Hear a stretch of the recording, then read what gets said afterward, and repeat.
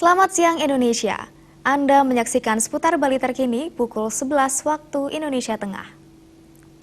Persentase pekerja pariwisata di Bali, termasuk Kota Denpasar yang telah mengantongi sertifikasi kompetensi BNSP LSP, masih tergolong minim. Untuk itu, dalam menghadapi MEA 2015, pemerintah Kota Denpasar terus mendorong para pekerja pariwisata untuk melengkapi sertifikasi, sehingga keahliannya mampu bersaing di kancah ASEAN.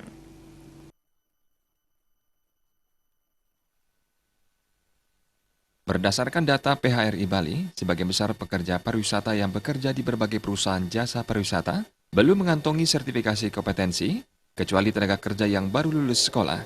PHRI memprediksi dari 250.000 lebih tenaga kerja pariwisata di Bali, hanya sekitar 3% yang telah memiliki sertifikasi kompetensi. Pekerja pariwisata yang belum mengantongi sertifikasi kompetensi berada hampir di seluruh Bali, tak terkecuali Badung dan Denpasar.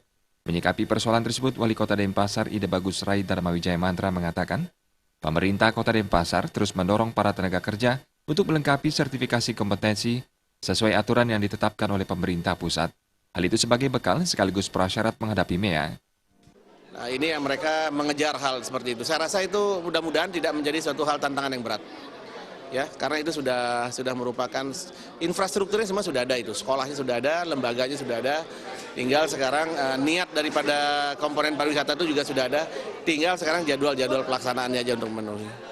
Sudah didorong terus, kita sudah mengadakan rapat beberapa kali dengan PHRI, dengan komponen pariwisata. Dan sudah pernah diadakan pembukaannya, pelatihannya di sekolah pariwisata di Gatot Subroto itu, di PSP. Juliana dan Murawira, Bali TV. Baiklah pemirsa, demikian seputar Bali terkini kali ini. Terima kasih atas perhatian Anda, selamat siang dan salam Indonesia.